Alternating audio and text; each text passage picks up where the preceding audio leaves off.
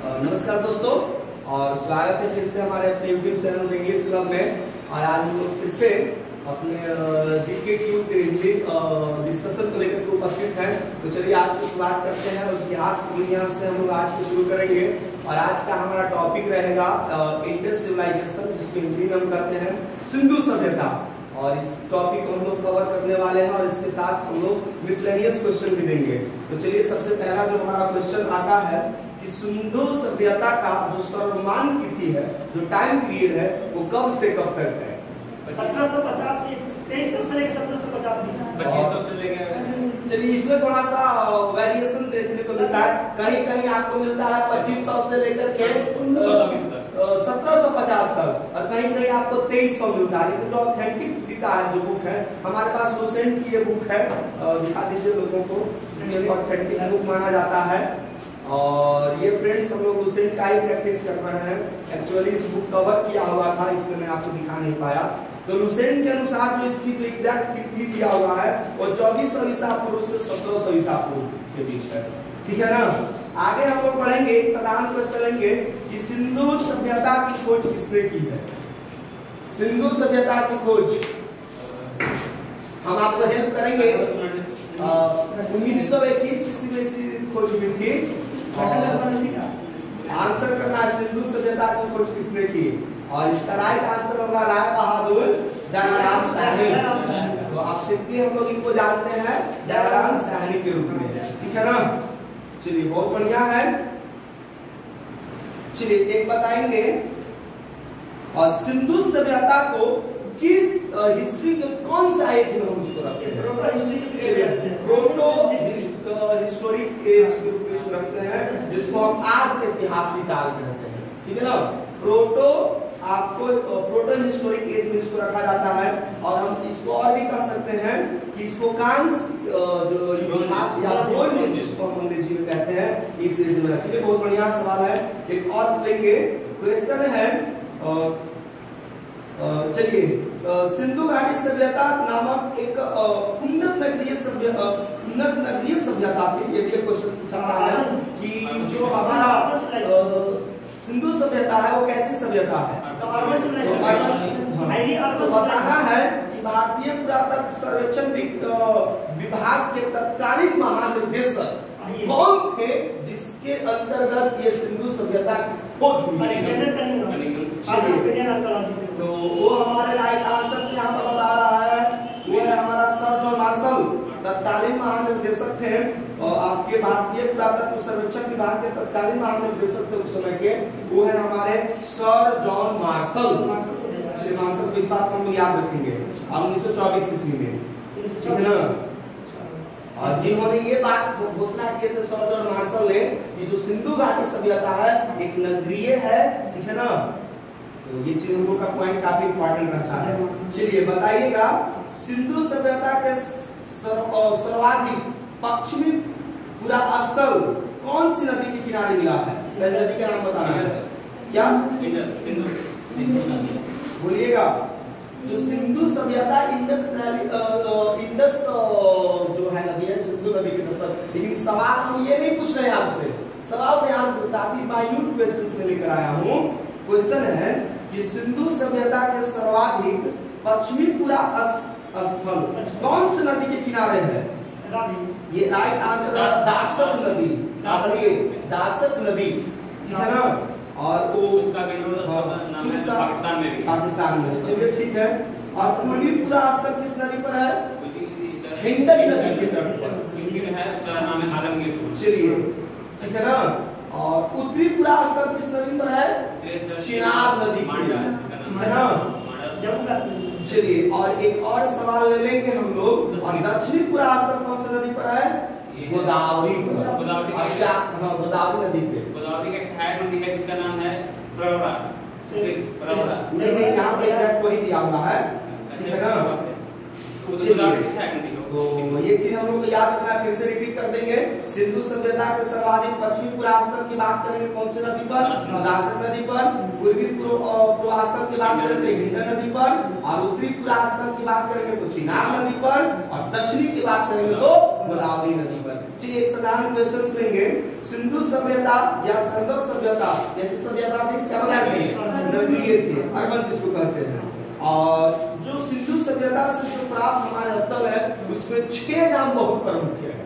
कोई भी आपको 3 से 4 बता देना है। हड़प्पा आ जाएगा, मोहनजोदड़ो हो जाएगा,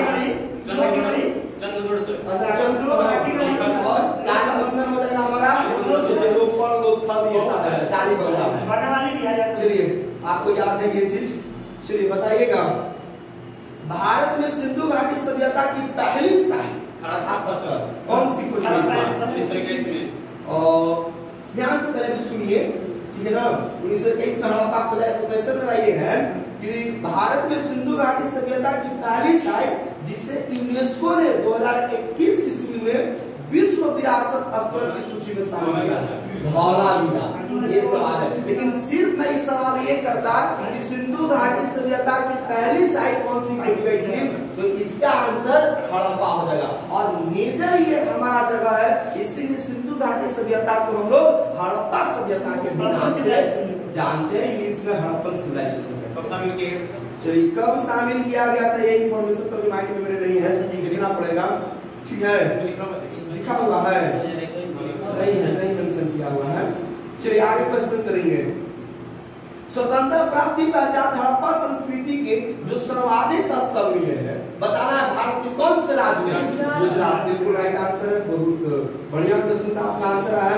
बताइएगा, सिंधु सभ्यता के 2 बंदरगाह काफी पॉपुलर हुए, लोथल एंड सुतकोटदा। हाँ सुतकोटदा, लोथल एंड सुतकोटदा जो है सिंधु सभ्यता के 2 प्रमुख हमारे बंदरगाह हैं। चलिए काफी इंपॉर्टेंट है।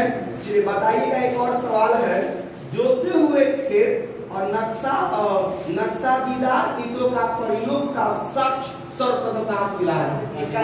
कालीबंगन। काफी राइट आंसर है सर, बहुत बढ़िया, अच्छी तैयारी है, लगे रहिए। चलिए एक और सवाल है, लेकिन हम ये बात करें कि स्नानागार की जो पहला साक्ष्य कहां से मिला है? बिल्कुल सही है। और सिंधु सभ्यता की सबसे बड़ी इमारत कौन सी?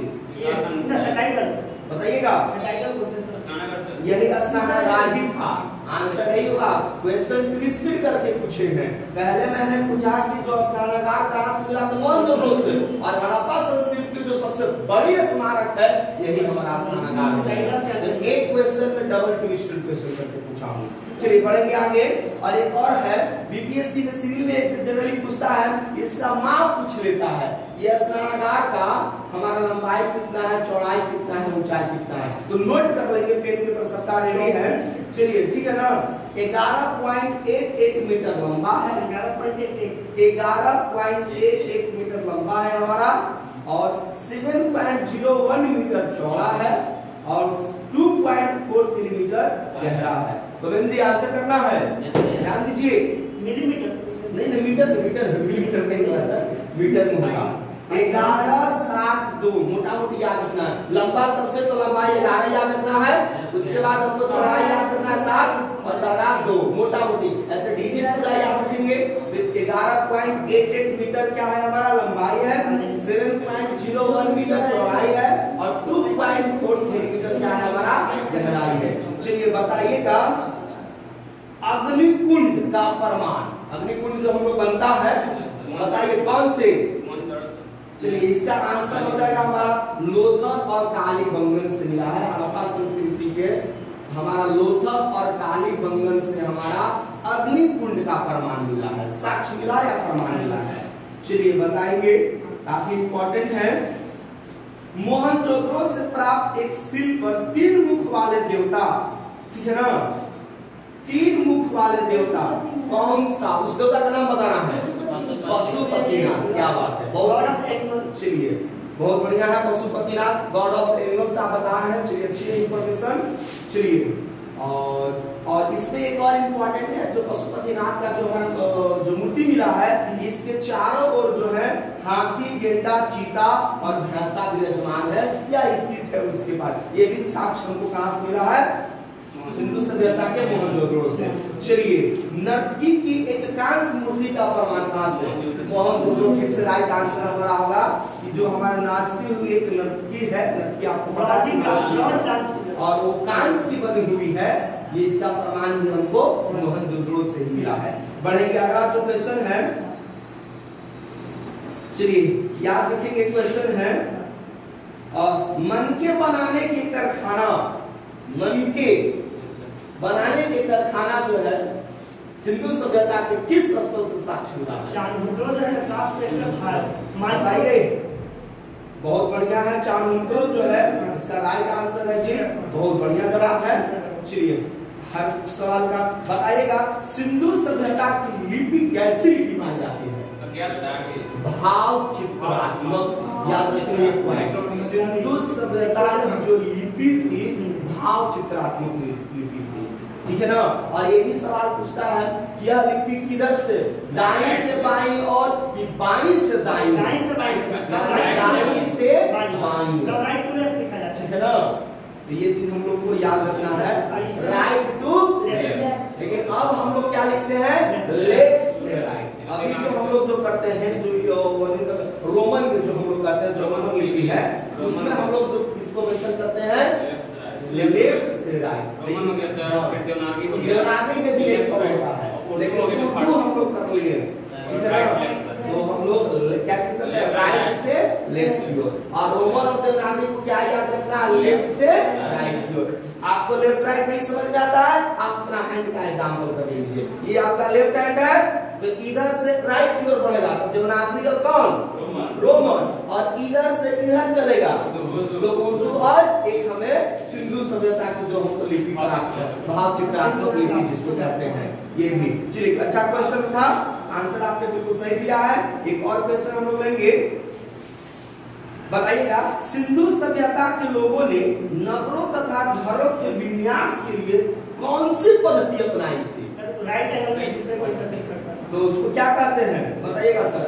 ग्रिड पद्धति। Grid system. ग्रिड सिस्टम में यही होता है, जो ग्रिड जो होता है 90 डिग्री जो इंटरसेक्ट करता है, that is called grid system. हमको ये याद रखना है।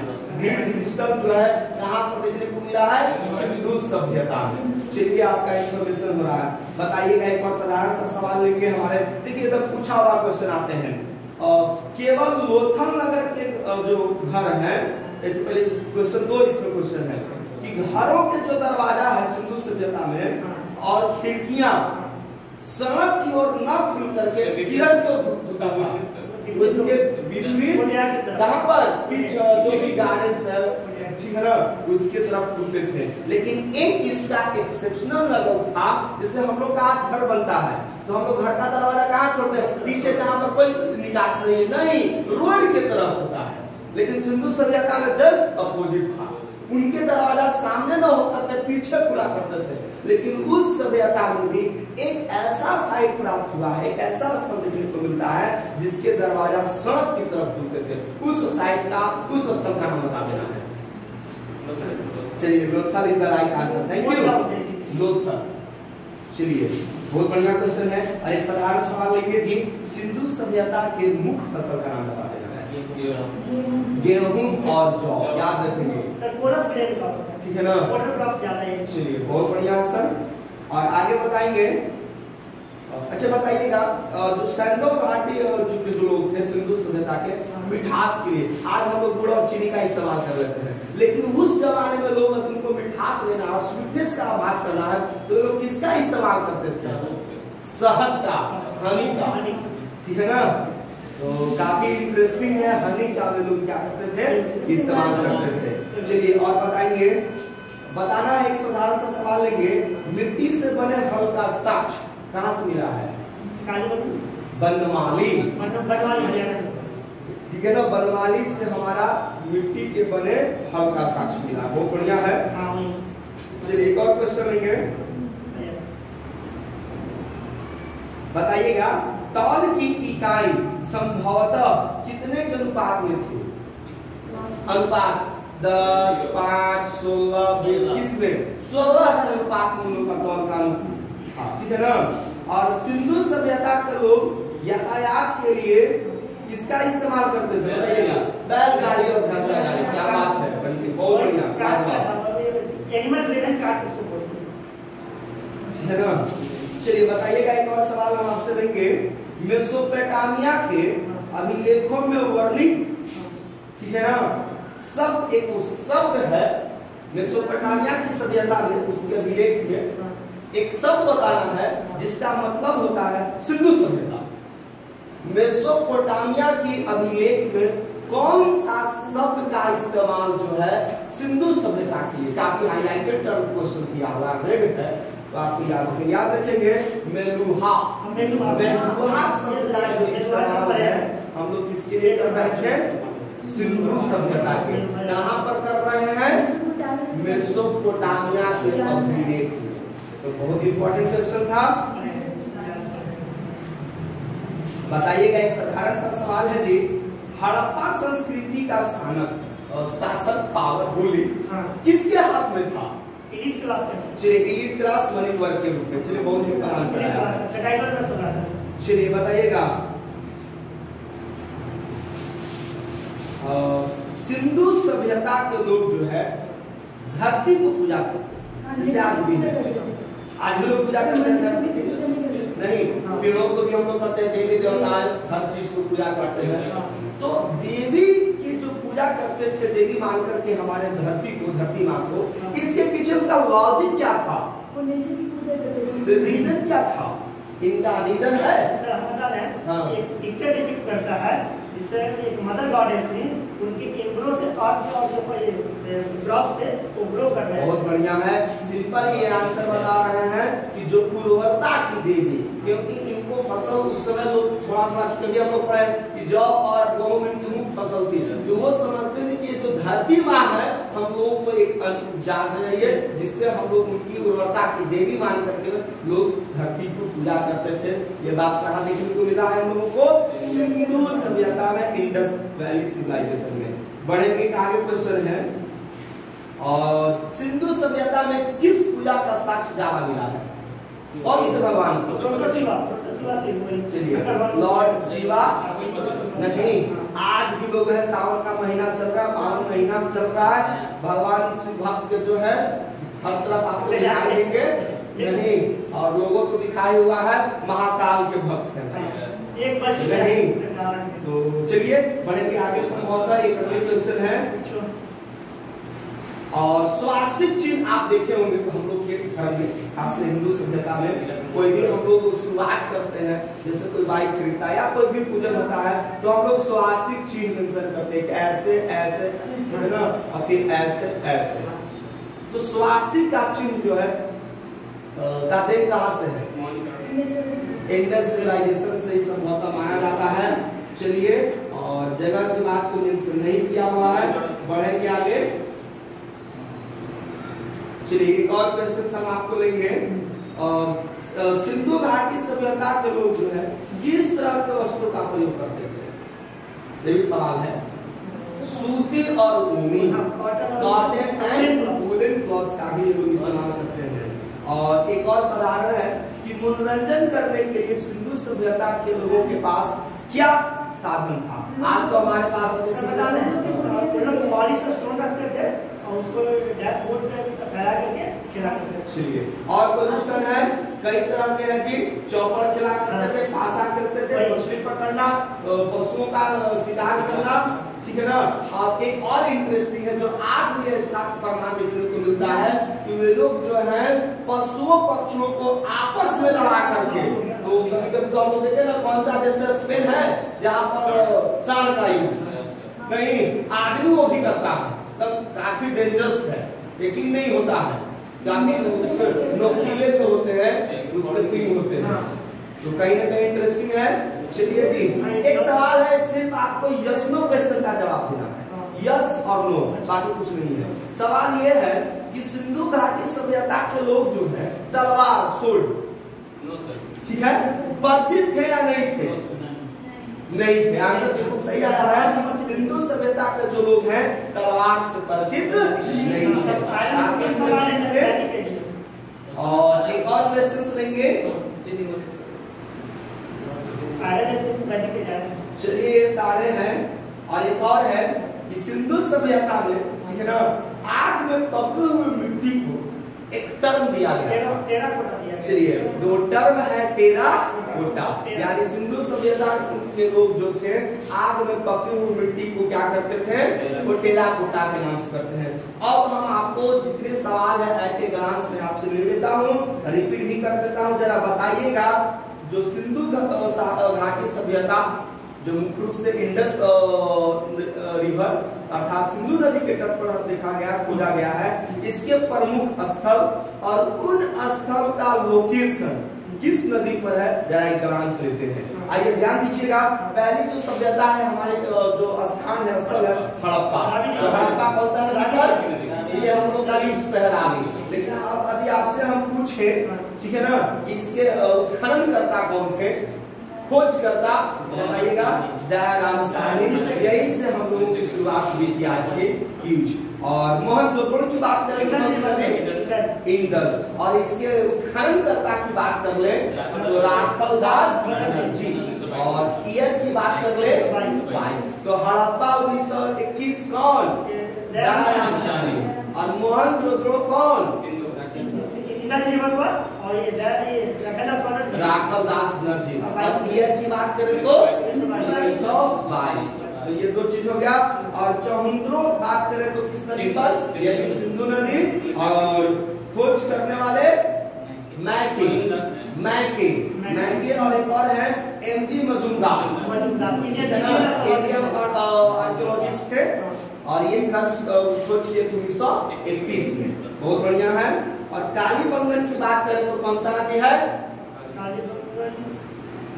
घगर नदी है, घगर जो है, और इसके खोजकर्ता कौन है, अमलानंद। थोड़ा सा ये पॉइंट जो है, चूंकि हम लोग को जनरली क्या है कि सिर्फ हड़प्पा तो याद है नहीं, और बाकी याद है हड़प्पा, रावी और मोहनजोदड़ो सिंधु। और इसके अतिरिक्त जो इम्पोर्टेंट है जरा हम लोग देखें, तो अभी हमने आपको एक साइट बताया है कालीबंगन, घगर नदी पर है, और 1931 में एमजी मजुमदार ने इसको खोज किए थे। और पूछ रहे तो रोपड़ बताइएगा, रोपड़ सतलज नदी, और कौन खोज किए हैं जी, हमारे रंगनाथ दत्त, सॉरी रंगनाथ राव है सर, रंगनाथ राव। और ईयर है 1953-54 में, ठीक है ना, 1953-54 में। 1954 का है, हाँ ठीक है, अच्छा 53-56 है, चलिए ठीक है, यज्ञदत्त शर्मा है।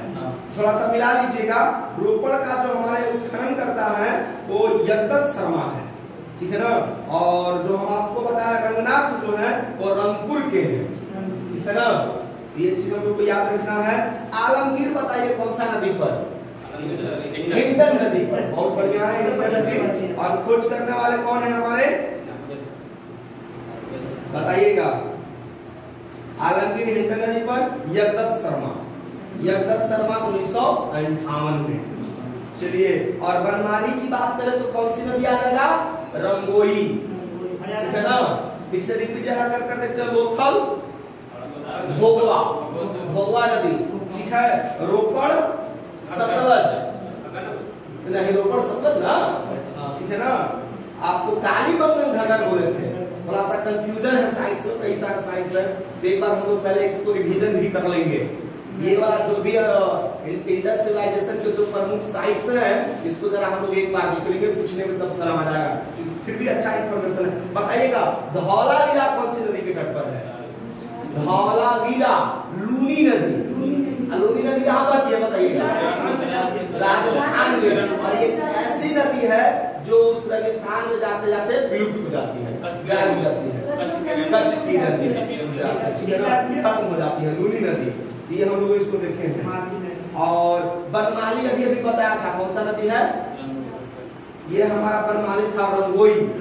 अच्छा फिर से बोल रहे हैं, सतलज की बात आ रही है, सतलज कौन सा है, रोपड़, ठीक है ना। सतलज कौन सी नदी पर, रोपड़ पे। फिर से रिपीट करें, लोथल, भोगवा, याद रहेगा। चलिए, मोहनजोदड़ो सिंधु, सिंधु और हड़प्पा कंटिम से हम इस चीज को करेंगे। ये हम लोग का शॉर्ट था। अब हम आपको मिसलेनियस क्वेश्चन लेंगे, ठीक है। तो दो चार थोड़ा मिसलेनियस क्वेश्चन ले लेते हैं, ज्यादा नहीं। बताइएगा, इंटरेस्टिंग सवाल आपसे लेते हैं, ज्यादा नहीं, 5 मिनट इस सवाल हम आपसे करेंगे। चलिए बताइएगा, पहला क्वेश्चन है हम लोगों को, विश्व का सबसे बड़ा नदीय द्वीप कहाँ पर है? आसाम में है। चलिए, और बताना है इसका क्षेत्रफल कितना है इस द्वीप का, 1250 वर्ग किलोमीटर, ठीक है ना? तो चलिए बहुत अच्छा है।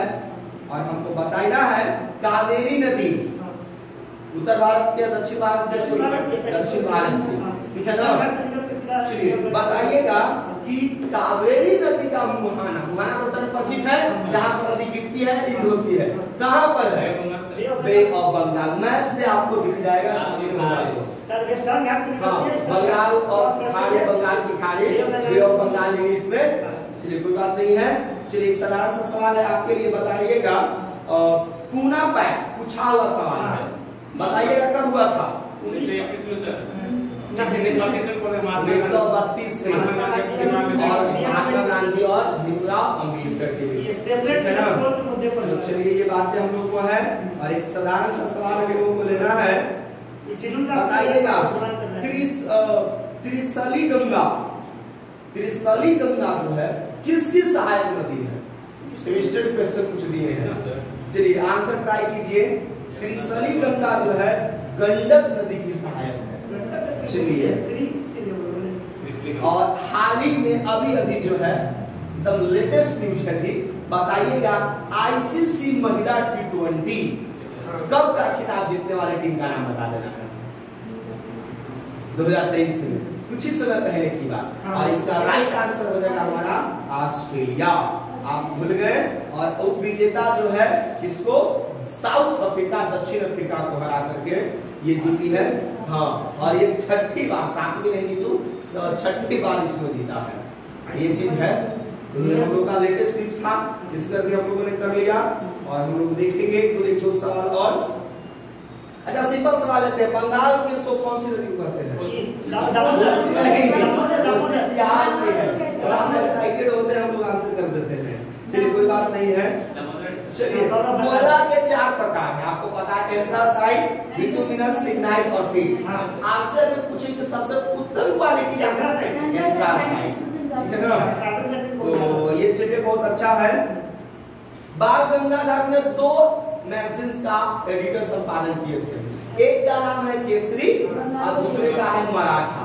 आपको सवाल है कि केसरी का संपादन किस लैंग्वेज में किए थे?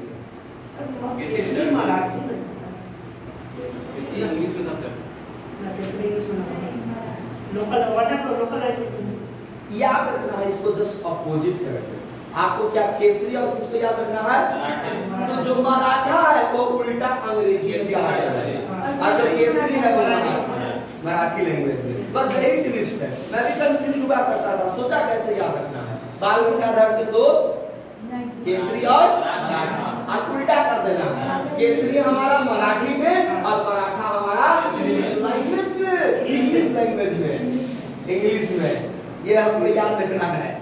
चलिए और एक सवाल ले, बताइएगा 1920 का भारतीय राष्ट्रीय कांग्रेस अधिवेशन बताइए कहाँ पर हुआ था? ये नागपुर में। और लास्ट सवाल लेंगे, आज का ज्यादा नहीं। आपको बताना है कि महात्मा गांधी ने कांग्रेस का एक मार्च अधिवेशन की अध्यक्षता की 1924 में सर। और उस अधिवेशन का नाम क्या है? बेलगाम अधिवेशन 1924 में हुआ था। तो दोस्तों फ्रेंड्स, यही था आज का हमारा न्यूज। मिलेंगे फिर हम लोग अगले सेशन में कुछ और सवालों के साथ।